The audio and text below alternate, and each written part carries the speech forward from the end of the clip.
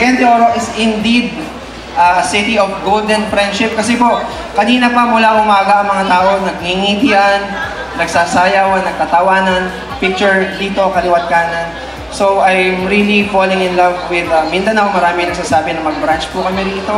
And it's part of my heart na hopefully matupad. Pero kung hindi man po, let's see each other online. We will continue to share our blessings and knowledge.